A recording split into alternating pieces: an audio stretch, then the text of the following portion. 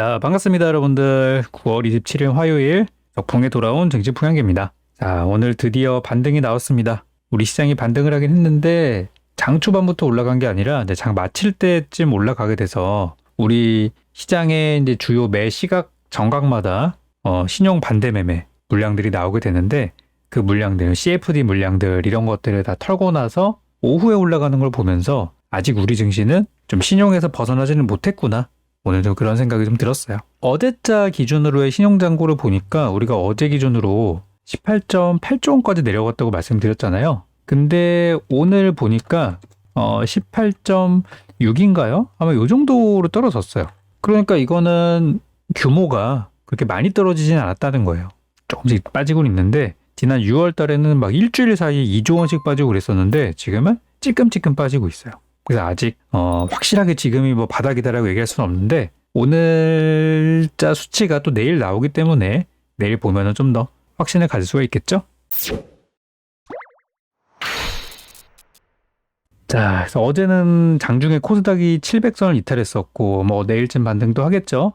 그리고 오늘은 이제 장중 코스피가 2200선을 이탈했는데 이 주요 선들이 최근에 우리 시장이 바닥이라고 많이 언급을 했었던 가격대이기 때문에 여기를 이탈하고 나니까 바로 그냥 시장이 막 요동을 치는 모습을 보였었어요.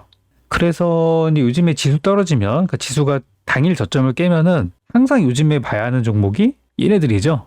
제주은행, 푸른저축은행, 고려신용정보가 오늘도 지수가 깨졌을 때, 물론 이제 지수 올라가니까 다시 또 하락이 됐지만은 이런 제주은행 같은 종목들도 장중 보시면은 우리 지수랑 완전히 180도로 움직여요. 마치 이제 인버스, 예전에 양지사 올라가는 거랑 똑같아요. 그러다가 이제 3시 이후에 지수 급반등 나오니까 여기 이제 빠져가지고 끝났죠. 그래서 아침에 이제 조정 받을 때 제주은행이 튀었고 고려신용정보도 튀다가 마지막에 이제 빠졌고 또 푸른저축은행도 마찬가지로 움직임이었어요.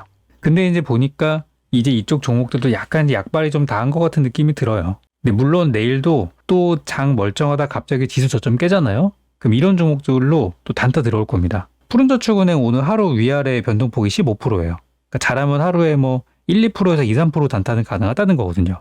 지수 보고 있다가 지수 상태 안 좋은데 바로 들어가서 그래서 그런 매매가 가능한데 쉽지는 않기 때문에 권장하진 않습니다. 어제는 제가 영상에서 상한가 종목이었던 이런 것들을 좀 보자 말씀 좀 드렸었는데 오늘 그 두 종목이 둘 다 초강세 흐름을 보였습니다. 제가 매매하는 조건을 여러분께 설명드린 적이 있었습니다. 그죠? 이전 영상 꾸준히 보신 분들은 아실 거예요. 조건은 코스닥이 2% 이상 빠진 급락장인데 그날의 급등주들, 그날의 상한가 종목들은 다음날 장이 연달아 급락하지 않으면은 시가에 들어갔을 때 수익이 난다. 이게 항상 그런 건 아닙니다. 1년 365일 그렇게 움직이는 건 아니고 지금 같은 약세장에서 그렇다는 거예요. 약세장에서는 재료가 많이 없고 호재가 나와도 그냥 많이 묻혀버리기 때문에 무조건 그냥 강한 종목, 무조건 센 종목, 돈이 많이 들어온 종목이 더 잘 간다는 특성을 이용하는 거예요. 그래서 어제 엄청난 급락장에서 상한가를 만들었던 STX 오늘 아침 지수 어떻게 됐어요? 오늘 아침 지수 살짝 올라가서 시작했잖아요. 그죠? 살짝 상승 출발했을 때 오늘 만약에 오늘도 지수가 마이너스 2%, 3% 어제처럼 이렇게 빠졌다? 그러면 기다리는 게 맞아요. 근데 오늘 지수가 좋았다는 거를 확인한 순간 어제 상한가 뭐였지? STX 아침에 사셨으면은 사자마자 한 10분 정도 올랐으니까 여기서 이제 수익을 내실 수 있었을 것이고 그리고 마찬가지로 카나리아 바이오라는 종목들도 똑같아요. 조건도 설명드렸잖아요. 그죠? 어제 코스닥이 5% 이상 빠진 날이었었는데 그런 날에 상한가를 갔어요. 대단한 종목이죠? 자, 오늘 아침에 개장했을 때 우리 시장이 상승 출발했습니다. 그렇다면 어제 상한가 뭐였지? 카나리아 바이오 들어가셨으면은 아침에 뭐 1, 2분 좀 늦게 잡으셨어도 13%짜리가 24% 갔으니까 뭐 한 10% 정도 그냥 시가에 그냥 들어가 버렸다. 그러면은 그보다 수익이 좀 더 많이 났겠죠? 한 뭐 20% 가까이 맥시멈 기준으로 수익이 날 수 있었는데 이런 것들이 요즘에 잘 간다는 거예요. 다만 오늘은 상승장이었기 때문에 오늘의 상한가가 내일까지 이어질지는 조금 미지수입니다. 네, 요거는 상황을 좀 더 지켜봐야 될 것 같고요. 그래서 오늘의 상한가는 지니틱스라는 종목이 이제 오늘 처음으로 올라오게 됐고 피인수 기업으로 올라갔어요. AB프로 바이오라는 회사에서 인수하기를 하면서 이제 급등이 나왔고 코닉 오토메이션이라는 종목도 오늘 급등이 나왔는데요. 뭐 스마트 팩토리, 반도체 이런 데 다리가 걸쳐져 있는 기업이에요. 그리고 2차 전지 사업도 같이 하고 있고요. 양극재 쪽입니다. 배터리 쪽. 요즘 핫한 재료들은 많이 갖고 있는 회사죠. 코닉 오토메이션 많이 올랐고. 그리고 어제 상장했던 오픈엣지 테크놀로지라는 기업이 이제 급등을 했는데, 지난번에 제가 공모가를 이용한 매매 전략, 거기에서 정확하게 이 종목이 공모가가 10,000원이었거든요. 근데 어제 10,000원 깨더니 이제 오늘 급등을 했어요. 그래서 이제 10,000원 근처에 사셨던 분들은 수익이지 않았을까. 그래서 오늘 이제 증시가 올라갔지만 아직 이제 많은 종목이 오른 건 아니고, 오늘도 사실상 이제 재료가 있는 종목들 위주로 시세가 이제 나온 날이었는데, 오늘은 저는 좀 메인 이슈를 두 가지로 좀 요약을 해보자면, 하나는 M&A, 그리고 또 하나는 배터리에 들어가는 소재인 리튬, 두 가지를 요약을 좀 해봤거든요. 일단 보면은 이 M&A라는 거, 그러니까 지분을 매각하고 또는 다른 회사를 인수하고 하는 이제 그런 행동들 얘기하는 건데, 인수합병이죠, M&A가. 지분을 사고 팔고 하는 거. 근데 지니틱스는 이제 피인수 기업인데, 오늘 보시면 지니틱스는 상한가에 갔어요. 그죠? 이제 인수 당하는 기업, 보통 피인수라고 많이 얘기를 하죠. 근데 인수하는 기업인 AB 프로바이오는 오늘 못 갔어요. 왜지?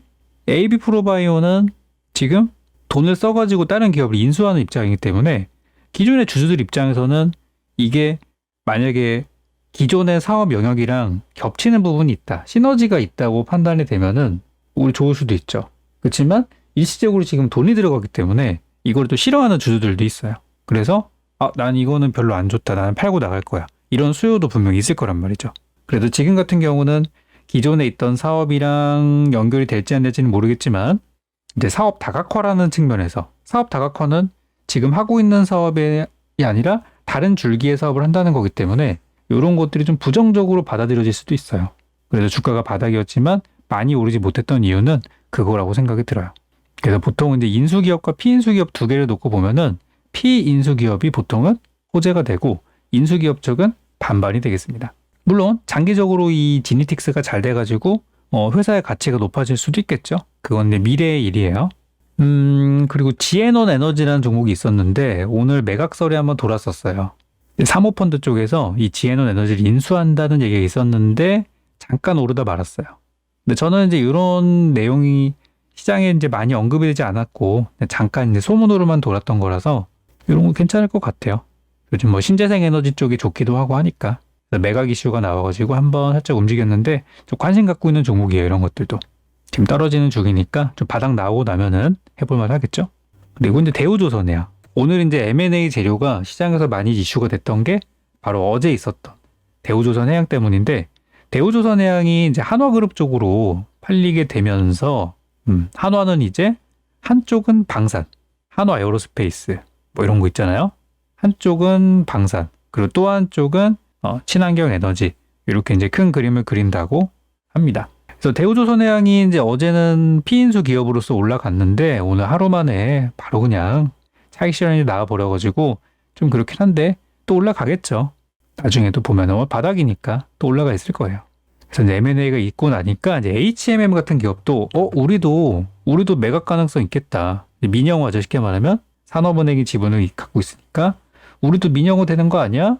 그래가지고 이제 기대감에 오늘 살짝 올라오는 모습이었어요. 안 그래도 지난주부터 조선주가 좀 분위기가 좋아지는 것도 있기도 했었고, 그래서 HMM도 오늘 살짝 올라오는 모습이었습니다. 저는 괜찮다고 봐요. 장기로 보면은 해볼만 하다고 생각합니다. 그리고 이제 YTN. 최근에 YTN도 한전 쪽에서 갖고 있는 지분을 매각한다는 얘기 때문에 엄청나게 많이 올랐죠. 이때 우리 증시 되게 안 좋았을 때.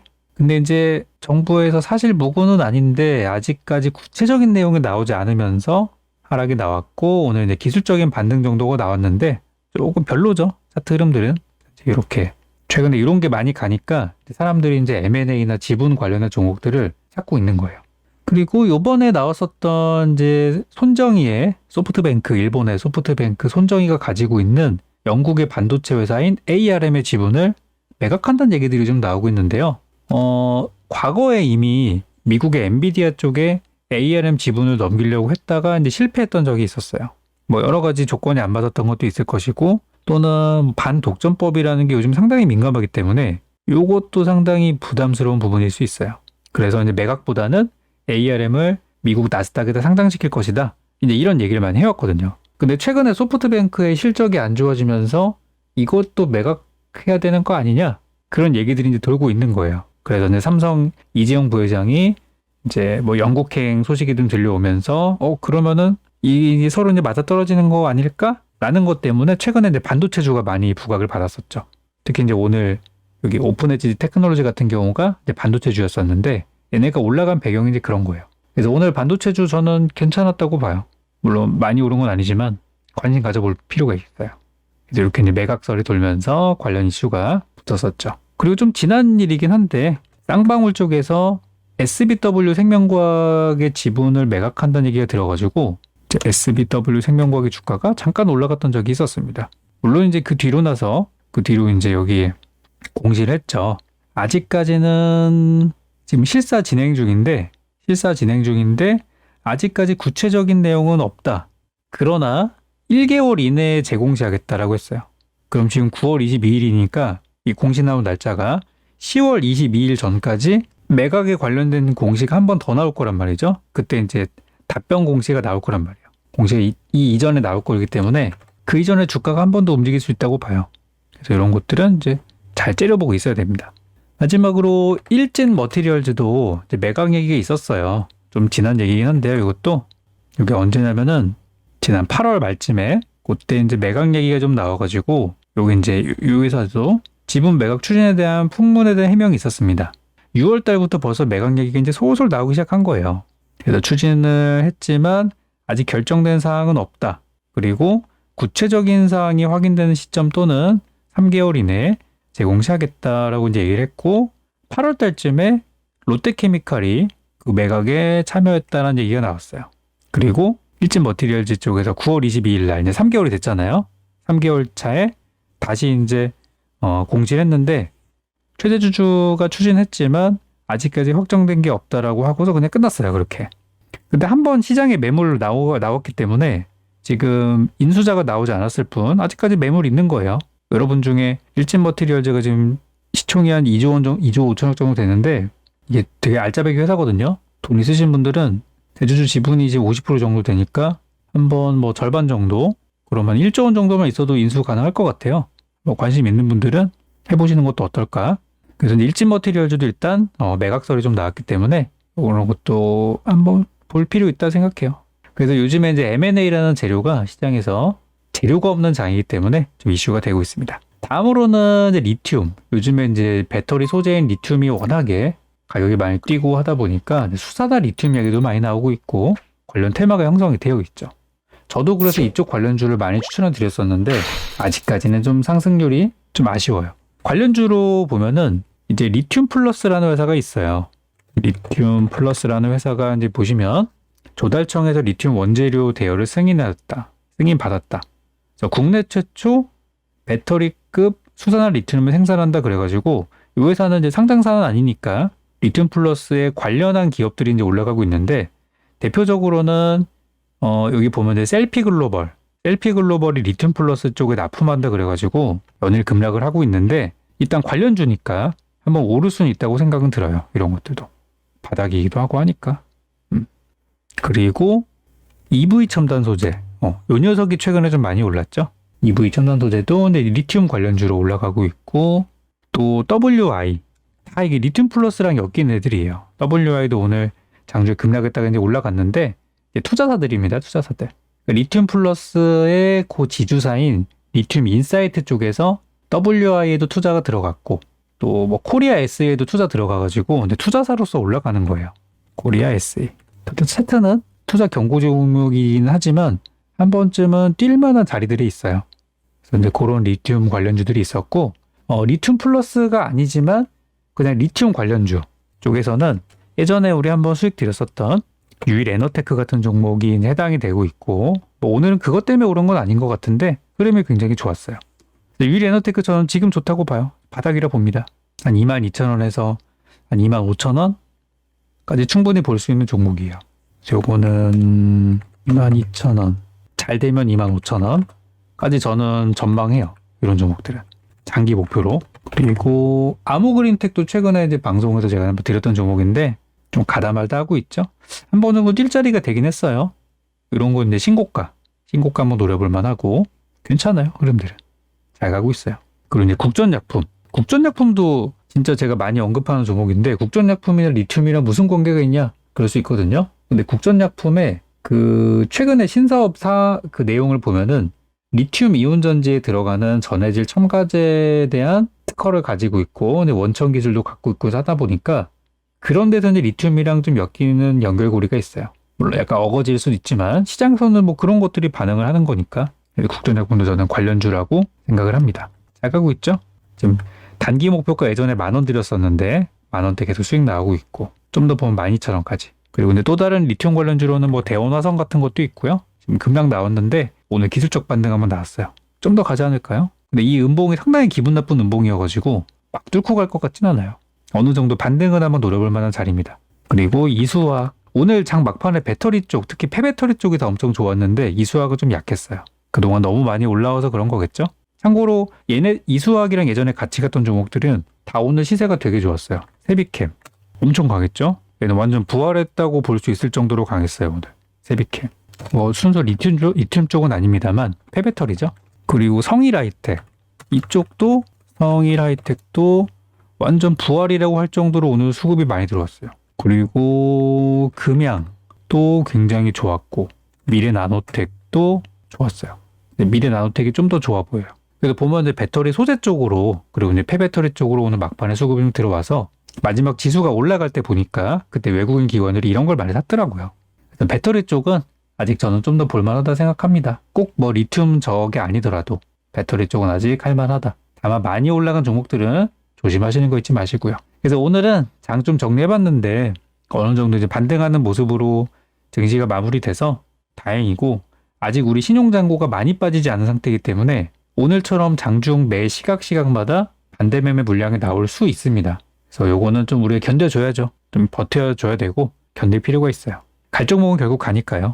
그래서 오늘 영상은 여기까지 보도록 하고 우리 또 내일 만약에 장이 안 좋더라도 제가 정리해드린 종목들 잘 참고하시면서 좋은 결과 됐으면 좋겠습니다. 오늘 영상은 우리 여기 구글 플레이 어플 주식 용어 사전을 통해서 다시 보실 수 있고요. 아이폰이나 PC 같은 경우는 영상 하단에 나오는 주소 클릭하셔가지고 거기서 정리된 내용으로 다시 확인할 수 있겠습니다.